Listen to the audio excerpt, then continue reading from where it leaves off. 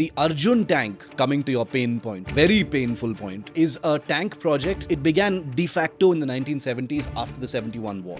Nothing less than 4,000 to 5,000 tanks would amortize the cost that was put into it.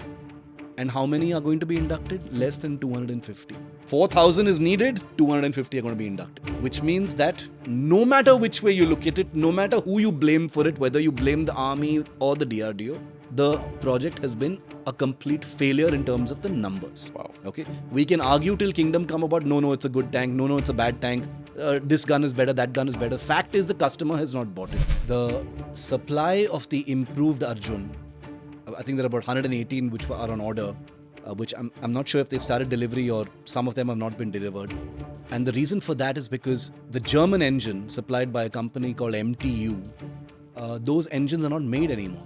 Wow. Or there are problems with their manufacturing in Germany, and therefore there is a supply chain issue. Does this sound familiar to our viewers and listeners? Because if you are also reminded about the Tejas, then you are right.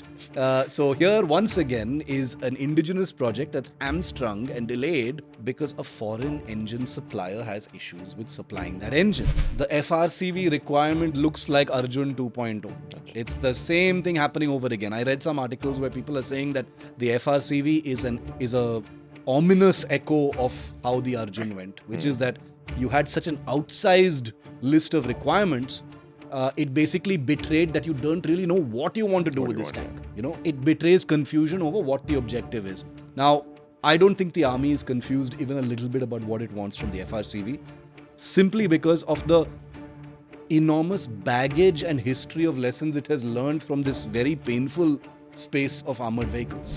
The FRCV is a great opportunity to kill many ghosts in one blow, which is I love the fact that FR stands for future ready, because it means that the system has recognized that we have never been future ready. That's why we're in this mess. Carrying a tank mine. Yeah, I mean, theoretically, I'm sure Sunil Shetty can definitely carry a tank mine. Who are we talking about? It's a crazy scene. I wouldn't change a thing.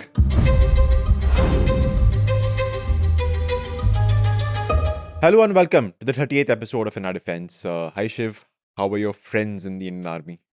Well, I've gotten to know hundreds of new people in the army, both serving and retired in the last 1 week. Yeah. But I have to say, the last episode was I think it hit a spot that few people have hit before. Yeah.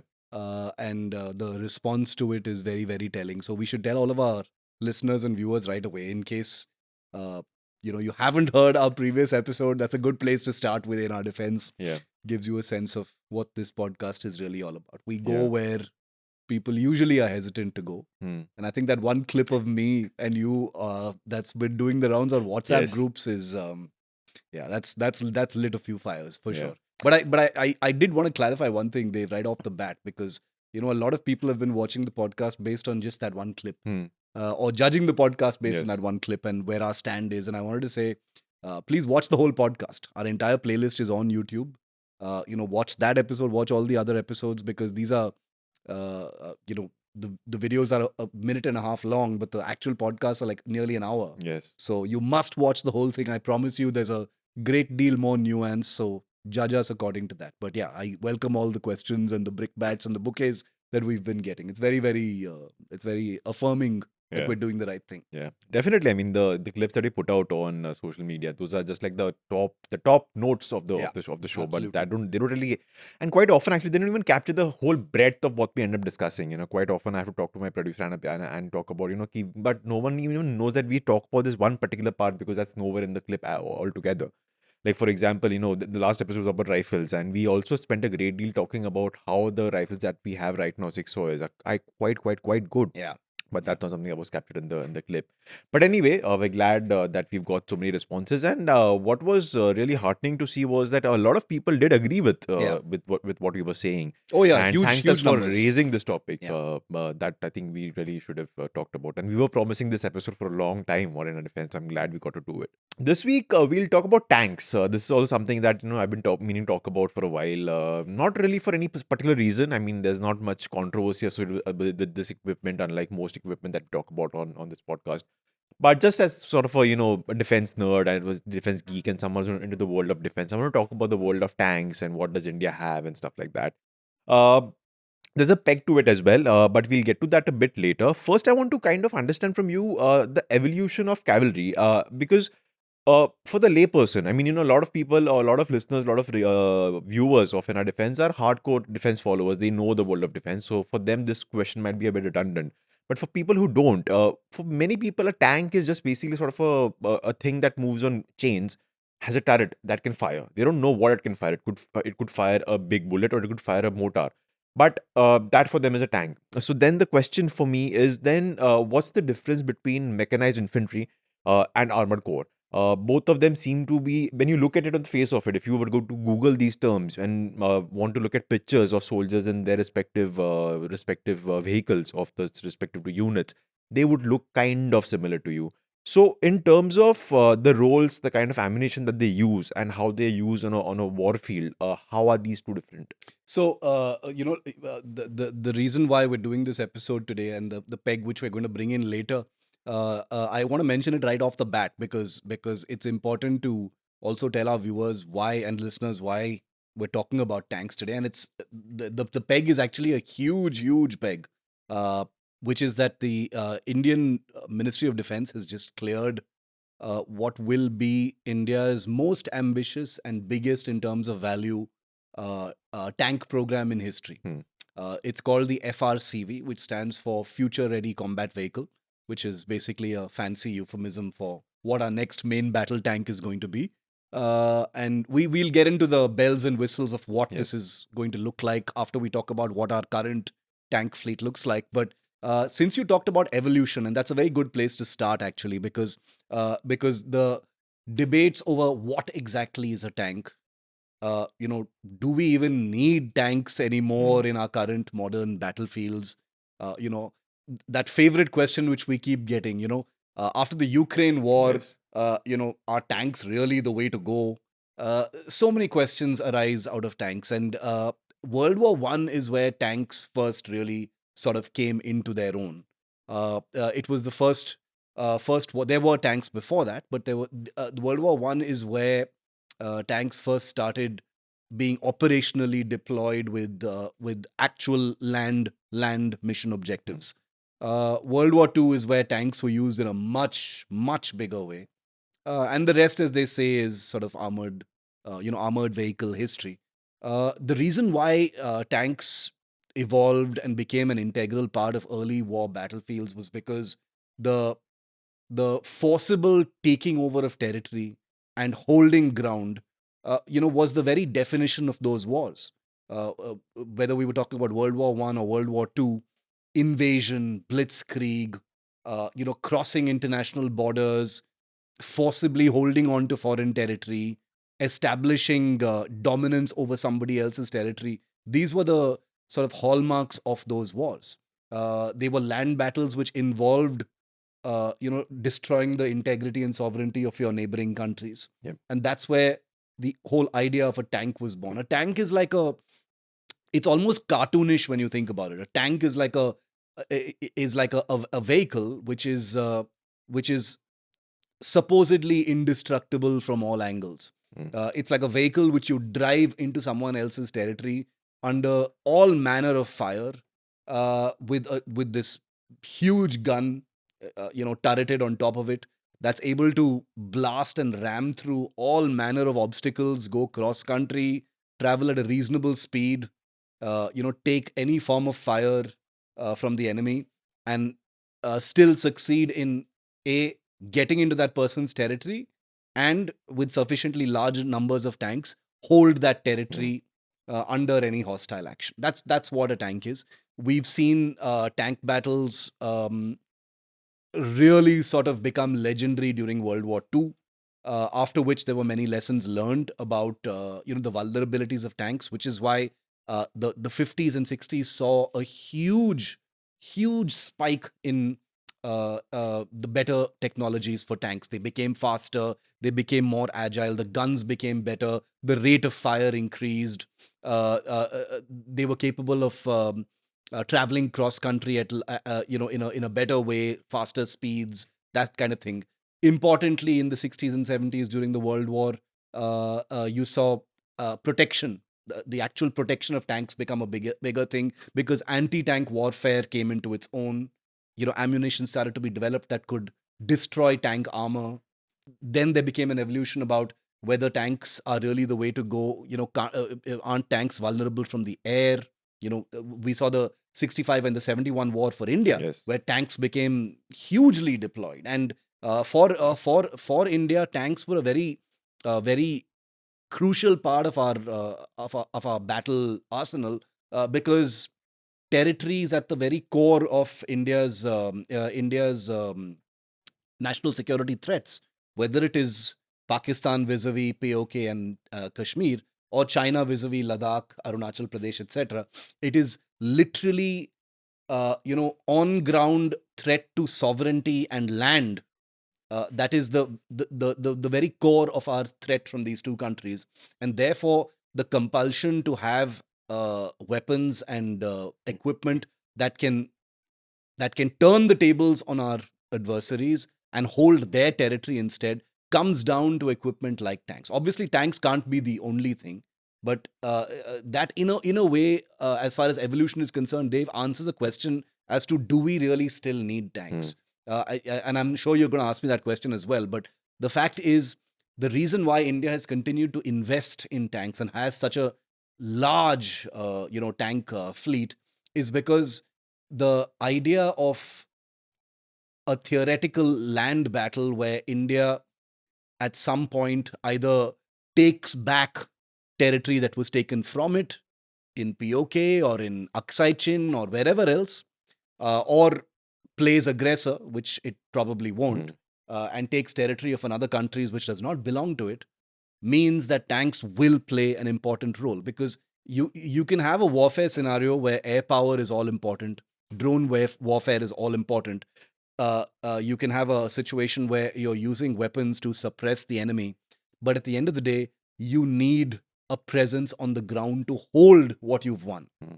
After you've softened up the enemy, you still need to do the dirty work of crossing over into that territory and holding that. And that's where tanks come in. Right.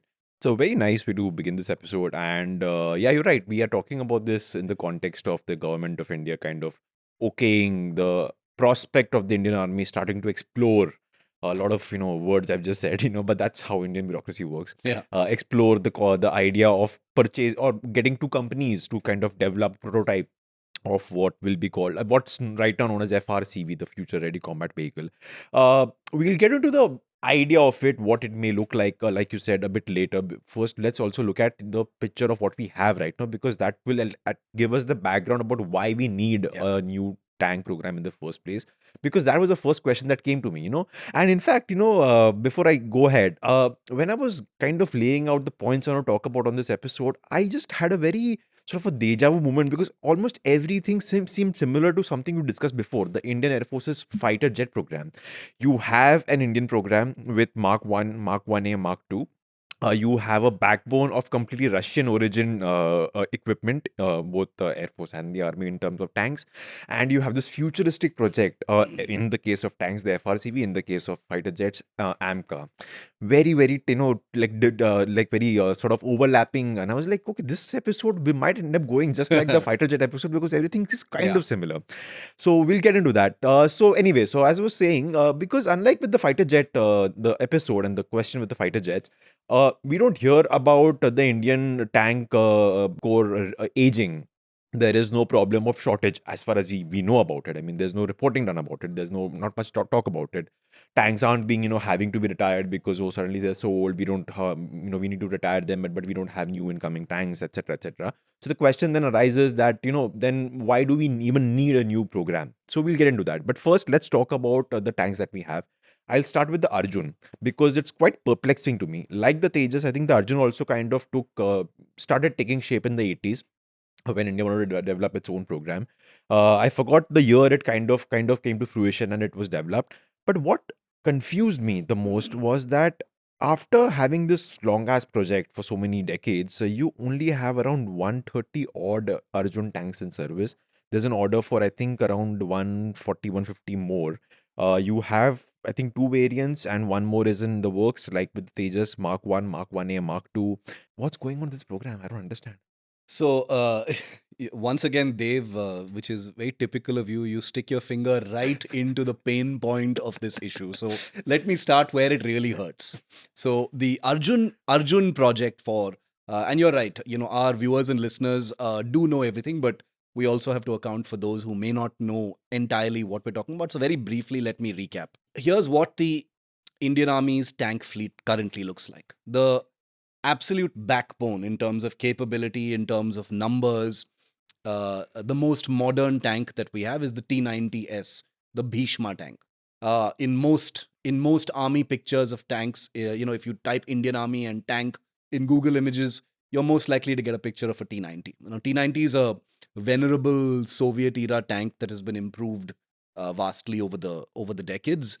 It is built at the heavy vehicles factory in Chennai, outside Chennai, part of the Ordnance Factory Board, and is one of two tanks that India has built using Russian technology. The T90, I think we have about I'm not sure of the exact numbers, but I think we have a little less than 1,000 of those tanks, or a little more than 1,000 of those tanks. The tank that India has in the largest numbers is called the T72, which is basically the older cousin of the T90. The T72 kind of evolved in large ways into the T90. The T72, we have upwards of 2,000 of these tanks. They're the tanks that we have in the largest numbers, and these are the tanks that will be are intended to be replaced by the FRCV, or the Future Ready Combat Vehicle. So the picture so far is that we've got the T90, reasonably modern, many of them being upgraded. They're your mainstay. They're the spearhead of your tank force. You've got the T72, which is there in large numbers, slightly less capable, even though we have a combat improved version of the T72 called the T72 Ajaya, Yeah. improved using indigenous technology. So these are between the T90 and the T72, you've got about 3,000 plus or close to 4,000 tanks in the country at this point of time. And remember, the T90 is still being built Yes. in India. Okay, it's still being built, and India has the option of buying more and assembling more should it need to do so. But the truth of the matter is the T90 and the T72 are tanks of the past. Okay. They are by no means modern tanks in the way that we will talk about in a moment. The Arjun tank, coming to your pain point, very painful point, is a tank project that began. It began de facto in the 1970s after the 71 war. The army had basically gone to Indira Gandhi and said, look, the 71 operations were extremely successful.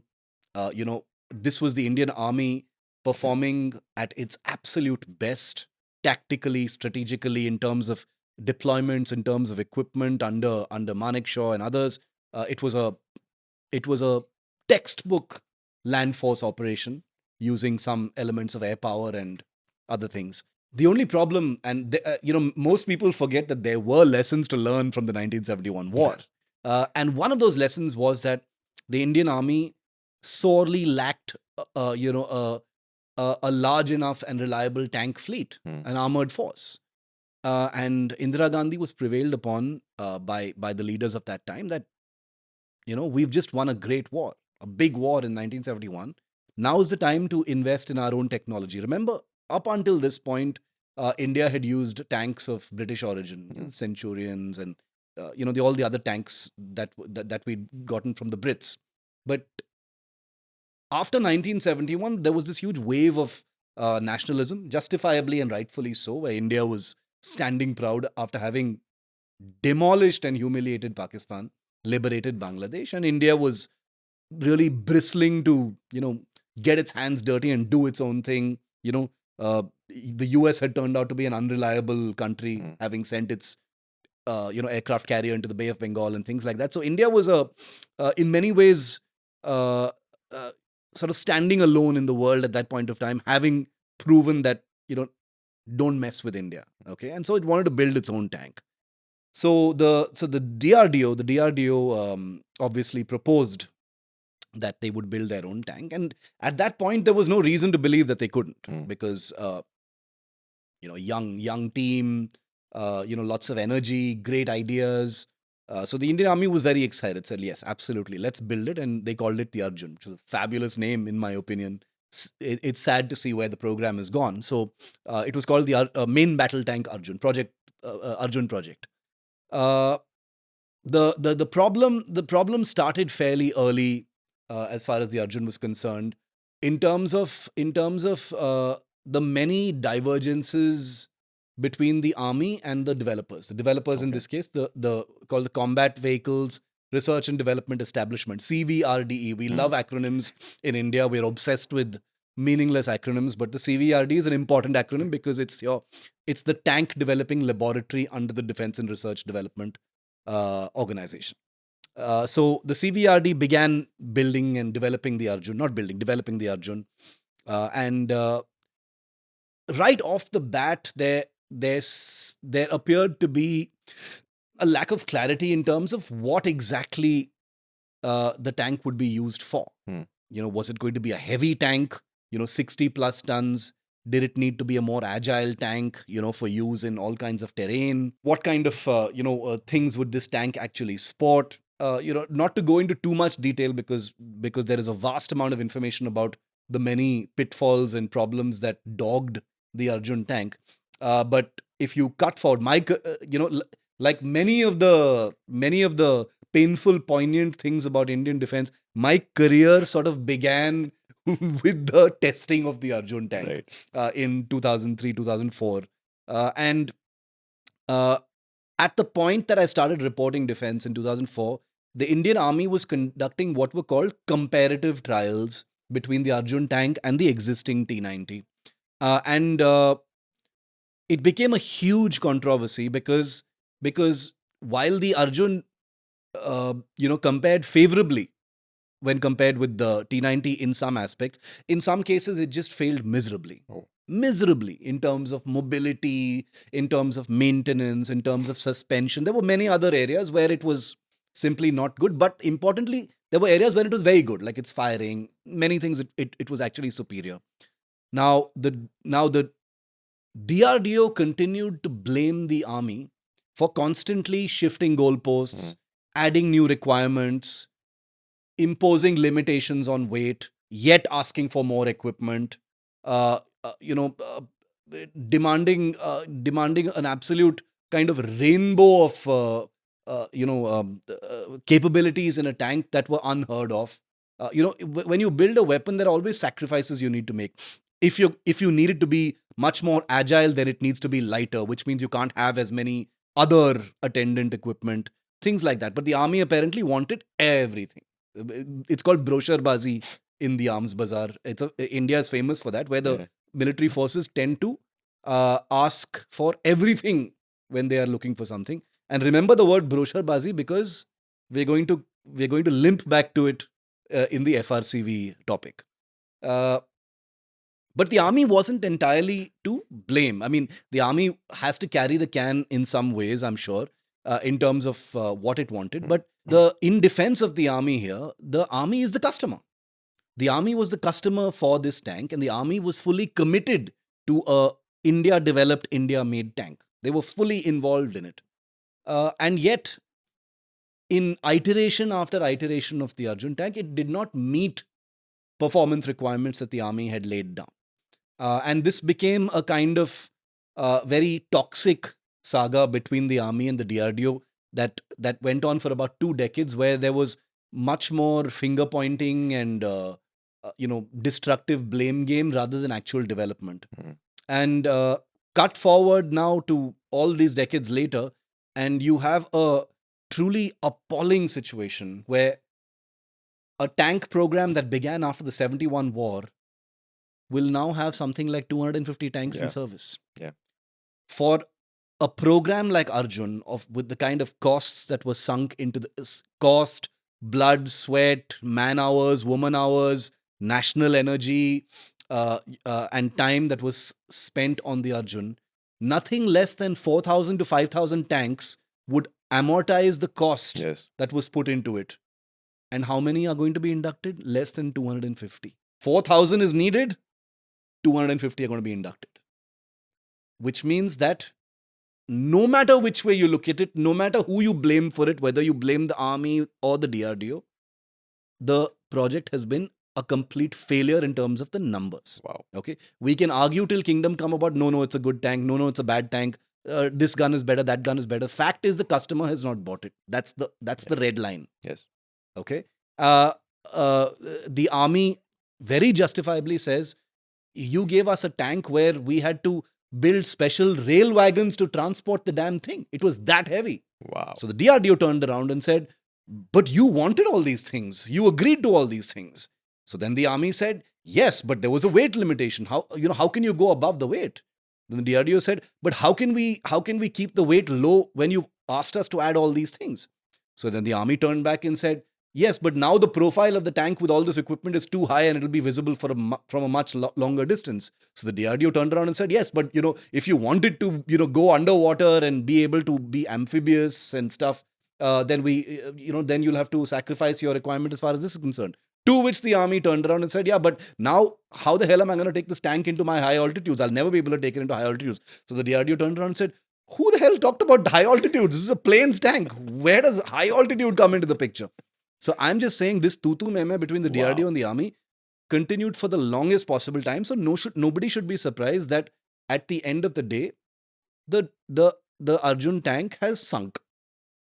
The door has closed on the Arjun tank. I've actually reported on it quite extensively, down to the nuts and bolts of what happened.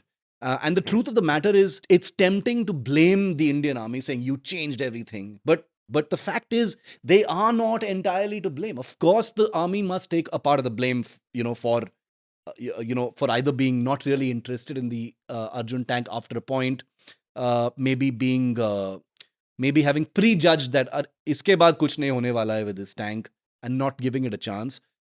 To the developers and the makers, and the hard questions need to be asked. Maybe the Arjun tank was a mess that just simply couldn't be rescued.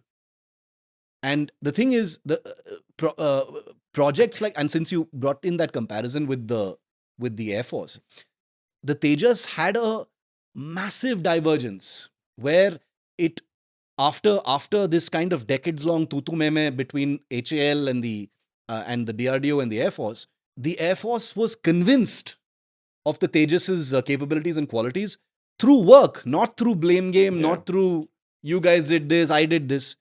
The project managers went to work on the Tejas, decided this toxic shit can't continue. Ultimately, this fighter aircraft has to be put to war. So this ridiculous blame game is going to serve nobody's purpose. All of us gain if this aircraft is successful. Yes. So they cooled temperatures down. They brought the Air Force on board, saying, boss, you don't have the money to buy aircraft from abroad. You have to buy the Tejas. So let's make it the best fighter we can. And then that's what happened. Yeah. It's when temperatures went down. It's when biases were put aside. It's when preconceived notions about your supplier/customer were put aside in a kind of mature fashion. That's what happened. Yeah. And with the Arjun, that never happened. Now we can, and believe me, there's a huge community of people online, very, very passionate, extremely knowledgeable, who fight actively day after day for the Arjun. And they do really good work because they slice the tank down to its smallest parts and say, how can you ignore a tank that can do all these things? And they have a case. And yet when you listen to the army, they also have a case. But there's a difference now, because I believe that the Indian tank fleet is standing on a razor's edge now. Because everything has changed since the Arjun project sank. Let's forget about Arjun. There is no rescuing Arjun. Arjun is finished. And it's time to sort of draw a line in the sand and say, aage chalte hain. And that's where the FRCV comes in. Yeah. But just two more points before you ask your next question, Dev, which is this. A, Ladakh has happened, and the army got a reminder that it has not planned for light tanks. And then we had to bring in the light tank requirement, which is the Zorawar now. And two, in the last 10 to 15 years, the most dramatic change that has happened in India is And once again, and I'm sure our viewers have also guessed the answer already, it's the private sector. Yes. The DRDO and CVRDE, the guys who make the Arjun tank, are not the only game in town. They have competition. They've got not just competition, they are nowhere in this competition and may not be anywhere in this competition. And they have no choice but to be a collaborator. The DRDO can say goodbye to being a lead supplier or a lead integrator or a kind of monopolistic, let me put my feet on the table, I'm going to win this contract kind of guy. There is Bharat Forge, which is the Kalyani group. There is L&T. There's the Mahindras. There are the Tatas. There are Ashok Leyland. There are all these companies who've done demonstrable work in armored vehicles. And all of these companies, L&T, Mahindra, Tatas, will be contenders in the FRCV program. Because the FRCV program, and hats off to the Army and the MOD for this, which is that it's a Make in India program. Yeah. No import bullshit. No, okay, we'll buy some from abroad and then we'll build the rest here. None of that nonsense is going to happen. It's going to be built entirely here in India. Yeah. So that's the difference. Yeah. In fact, I think L&T is already involved in the Zorawa project, if I'm not wrong. Right. So I think perfect answer. With that answer, we've kind of laid the base on why we need the FRCB project in the first place. So the Arjun failed miserably. The T-72s and the T-90s are up, past their prime, past their age. And anyway, you're making them, I'm not sure if under license per se, but anyway, they are Russian origin. And we've spent quite some time talking about this myth of, making in India when it comes to licensing from outside and the costs you pay for that, one of our previous episodes. So we've laid the ground for that. So we'll now talk about the FRCB project, what it's all about and what, and how optimistic you, as a person who's been covering this topic for a while now, is about it, but after a quick break. The main focus here is of the BNP making this demand to extradite Sheikh Hasina. How is India going to react? How is India going to see this? And what will India's steps be? I'm quoting what Alamgir said. He said that Sheikh Hasina has to face the law of Bangladesh for all the crimes and corruption committed by her and her regime. And Hasina and the Awami League are both condemned here, and standing by them will only worsen the perception of India in Bangladesh. This is a ticking time bomb, I'd say. And I don't say this because we should not engage Awami League. They have been very good to us. Sheikh Hasina as a neighborhood leader has been very, very good to India. In fact, the fear is that Bangladesh will no longer be the country, the trusted partner that India saw in her. And if the General Secretary is saying that keeping Sheikh Hasina in India could cost the two countries its good diplomatic ties, and that is something that India will have to actually think over. This is BNP's demand. Yeah. So it's a political demand for now. There is no request from interim government, so to say. The request has to come from the interim government. Political parties can make demands. Okay. Professor Yunus, I don't think, will be doing that right now. These are not the feathers he wants to ruffle. If he's looking westward, America would not want that. America was not of much help in looking into India's considerations when all this happened, but they will surely consider this.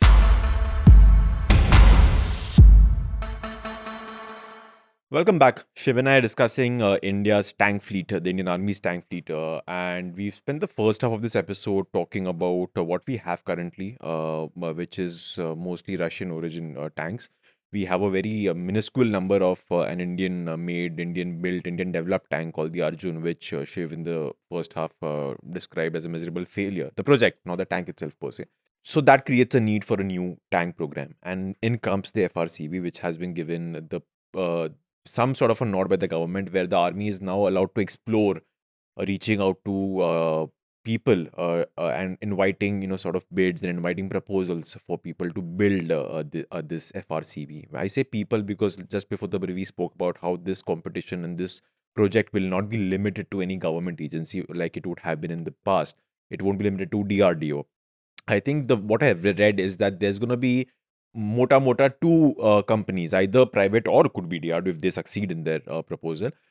Two companies which would be given ki haan banao prototype based on what our requirements are. Then we'll kind of put them against each other and then we'll decide. Or if they're happy with both, then they might place orders for some numbers for each. We don't know what will happen, but that's sort of the broad structure of this program. Basically, the army has a sort of a free hand. Ki you give your requirements out there. Let them come back to you. Let the people come back to you. The companies come back to you, and then let's see how it proceeds. I think they want to build around 1,700 tanks at the get go at the cost of around 60,000 crore rupees. Probably will go up like all things in India do. But we'll not talk about that right now. I want to understand from you first, what does the army want in the FRCB? As somebody who's been writing about tanks for a part of your career, where do you yourself see an FRCB in terms of what you've seen with futuristic tanks in other countries, maybe the US, maybe the NATO? I don't know if we should talk about Russia, Ukraine, etc. So basically break down the concept of an FRCB in the first place. And like I said, how optimistic are you about this project with what we've just laid down in terms of how it will go about? The FRCV is maybe an acronym that most people are hearing for the first time, but believe me, our listeners have heard it for years and years and years. And the FRCV initially actually sort of broke the surface and came out into the media sometime, if I'm not mistaken, in 2014, 2015 is when the first, people first heard about the FRCV in a big public way, because that's when the Army's Directorate of Mechanized Infantry, if I'm not mistaken, had first published its requirements, broad, mota requirements. Since then, the requirements have been published by the Armored Corps, and I'll explain that difference in a moment. But just before I come to the FRCV, I missed one very crucial point, which will be important to the FRCV on the Arjun. The Arjun has a German engine. Okay. And here's something that has been reported, but is very important to our discussion right now, which is that the supply of the improved Arjun, I think there are about 118 which are on order, which I'm not sure if they've started delivery or some of them have not been delivered.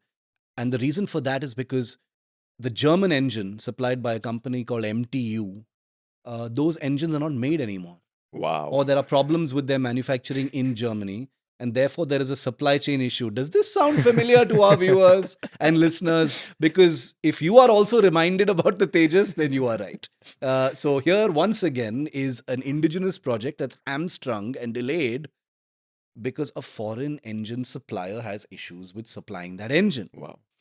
Unlike the GE, however, where there are supply chain issues, here it's a much more serious problem with Germany, where अगर engine बन ही नहीं रहा तो what will you do, right? So, I mean, it's not that simple. There are some issues because it's a contract ultimately. It's not like they're not making the engine, but there are some issues which are being sorted out right now. Bottom line is, those Arjuns will not come on time. Yeah. And what is the reaction in India? Okay, now we have to make our own engine. We can't, I mean, for 40 years we thought we could depend on foreign engines, but now clearly we need to build our own engine. So a project called the Datran, which is a 1500 bhp engine, tank engine, is being developed by the DRDO. Very good. I mean, there's nothing wrong with that. That is the way to go. I will shout this from the rooftops till people are tired of me, which is that if you don't build your own engines, what's the point of building anything? Whether it's aircraft engines, helicopter engines, whatever it is, you have to build it yourself. You have to develop it yourself and build it yourself. There will be those who say, "Nay, it's a globalized world. We shouldn't be reinventing the wheel." Sure, all those things apply, but then you'll have situations like this. And if you're okay with absorbing shit like this, be my guest. Buy engines from anywhere you want. But the point is, the Arjun is dependent on a German engine. Now, the FRCV is going to be an entirely Indian project, which means, unless things dramatically change, which I hope they won't, and I don't think they will, all the core technologies will have to be Indian. Now, it's hugely optimistic to believe that every part of it will be Indian. There will be subsystems which you will get from abroad.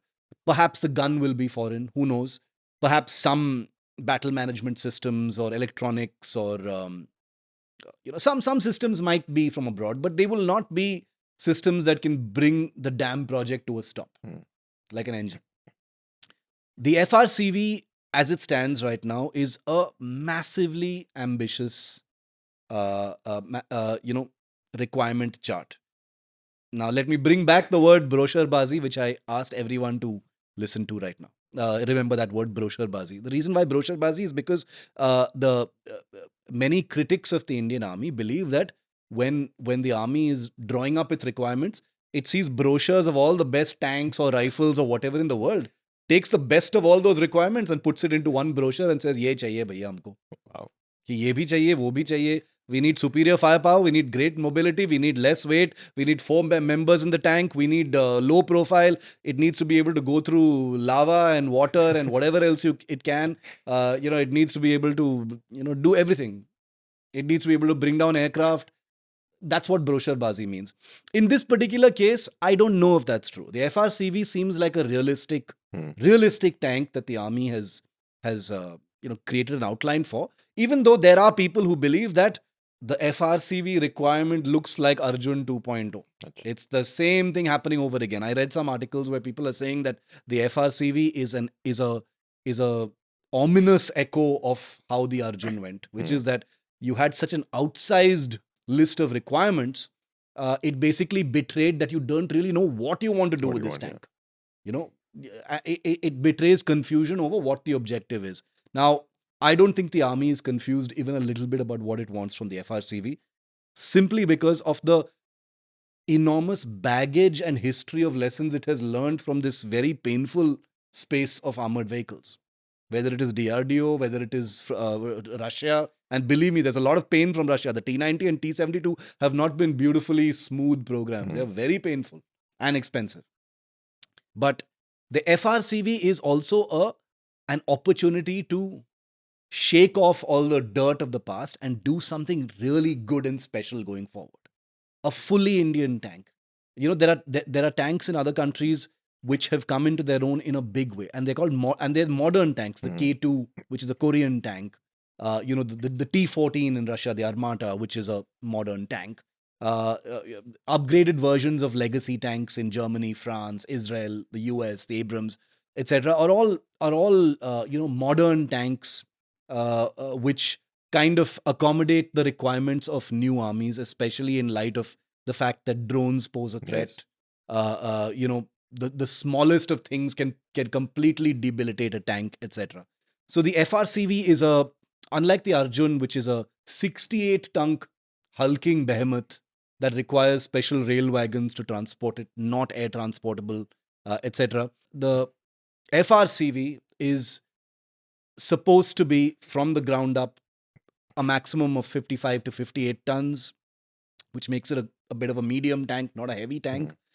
It needs to have good mobility, good speed. All of those requirements have been put out there. So the only issue is that some people believe that the long list of requirements, the bells and whistles, as it were, air defense capability, a lot of other things, mean that from the start, it's looking too ambitious. But I take a little bit of an opposing view now, because you've got to start big with the FRCV. And the reason for that is, unlike the 70s and 80s, the last 5 years of our world has changed warfare completely. Yeah. Has changed warfare completely for India. And especially for India. And the FRCV it doesn't need to be a global tank. It needs to be an Indian tank. Because two things. The Ukraine war, sure. I don't want to over-compare. There's always a risk of over-comparing battles. Yes, there are lessons to learn from Ukraine, but we have our own... India's situation is not a Ukraine situation. It's not a Russia situation. We have to learn and absorb the risks of tanks and tank warfare, and how tank warfare needs to change, and take all those lessons and put it into the technologies we put into the FRCV. But the lessons we got from Ladakh, the fact that we were caught unprepared without an agile mountain tank, and we've done a full episode on the Zorawar where we've talked about how India needed to, as usual, react to an emergent warlike situation to say, shit, we don't have a mountain tank. And then suddenly go scrambling for a mountain tank, and now hopefully the Zorawar will fulfill that requirement of about 400 of those tanks. The FRCV is a great opportunity to kill many ghosts in one blow, which is I love the fact that FR stands for future ready. because it means that the system has recognized that we have never been future ready. That's why we're in this mess. And future ready in this instance, Dev, means that you're going to build a tank that is time proof, that it will be so modular, so adaptable, so chock-a-block with with non-dated technologies that it's going to be modern / reasonably modern for the next half century. Yeah. And upgrading it will be a kind of reasonably elementary plug-and-play affair, upgradation of software, new electronics and things like that. The basic shell of the vehicle will not really need to change that much. And that is the hallmark of a good weapon. Take, for example, an aircraft like the F-15 or the F-16. These are aircraft that were, or the C-130. A better example is the C-130. These are aircraft, American aircraft that were built in the 60s, 70s. The shell has not changed. Yep. Those aircraft have defeated time. They've defeated the ravages of time because the shells remain the same. It's only the brains and the soul that have constantly been upgraded. So we need to build an FRCV that can do that. Something that can be formidable in the land battle, something that can be agile. The army has stressed that it needs to be transportable. Yes. Needs to be transportable. We can't be saddled with a huge fleet of very capable tanks, but they're too heavy to be taken anywhere. They need to be air transportable in your aircraft. They need to be rail transportable, road transportable. They need to be modular. They need to be so adaptable that once the shell of these tanks is created, they will spawn a whole family of different vehicles. A bridge-laying tank, an electronic warfare tank, an unmanned tank, a main battle tank, some other kind of, a hospital vehicle, a nuclear biological warfare-proof kind of vehicle. All these different things. Because a tank is ultimately a chassis. It's a vehicle chassis. What you put on top of it can change. Yes. It's a plug-and-play thing. So the FRCV needs to be that. The good news is the FRCV program has been in the mix for about a decade now, which means that the private sector, L&T, Mahindra, Tata, these companies have had the time to get a fix on what this needs to be. And remember, in the last 10 years, Dev, these private sector companies have delivered on these important programs. Yeah. L&T has delivered the license-built Vajra, the K9, tracked howitzer guns, which are Yes. deployed now in Ladakh. You've got the Zorawar, which is a DRDO L&T collaboration. You've got the WAP, the Kestrel, the 8-wheel armored vehicle, which is a Tata DRDO collaboration. So the FRCV, in my view, is going to have to be a public-private collaboration vehicle. I don't see DRDO sidelined in this at all. The DRDO has to be in it because the DRDO has done excellent work that has been funded by public money. Excellent work in tank warfare that needs to be used. And if we can get the best of what the DRDO has built, and very quick side story, the DRDO actually had something called the FMBT, Future Main Battle Tank, 15 years ago, which was shelved because the army was so pissed off with the Arjun program. They said, no, let's broaden our supplier base and invite the private sector. That's how the FRCV was finally born. Right. But you can't keep the DRDO out of this. India in the last 10 years has proven that the public-private partnership model works. The C295 is being built, by Tata and Airbus in Vadodara. There are public sector companies also helping with that. It's not a public-private partnership, but that's proven that the private sector is mature enough to handle high-value, sensitive military equipment. And all these companies are ready. If I'm not mistaken, L&T and Tata already have concepts for the FRCV because they've had the time to do it. Yes. So it's going to be up to them now to figure out what they submit to the army. Yes. Is the army going to allow them to bring technology from abroad, license it with no commitment to the original equipment supplier abroad, and then pitch it to the Indian army? Or is it going to be some other kind of configuration?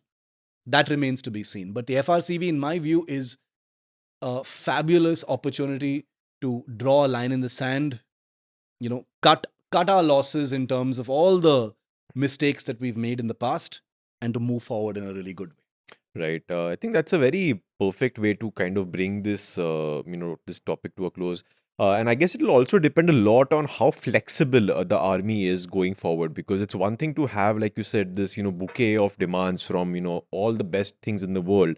But then if a particular company says, hey, of the 10 things you want, we'll give you like 8.5, but that 1.5 is going to be difficult because that's going to impact this one particular piece of equipment that you want. So maybe the negotiation then that happened, that perhaps should have happened with the Arjun program, that never happened, and happened with the Tejas program in a very, very good way. If the army can bring itself to do that, perhaps this program will succeed. So I mean, it's quite an optimistic note to have about this program. We'll skip the whole talk about the Russia-Ukraine war and lessons from it, because one, if we go there, it'll go into a different black hole altogether, and we kind of running out of time. So I think what we'll do instead is we'll have a special episode sometime soon on just like overall lessons from the Russia-Ukraine war, because it's not just about tanks, it's also about air power, it's also about drone Drones, warfare. yeah. Exactly.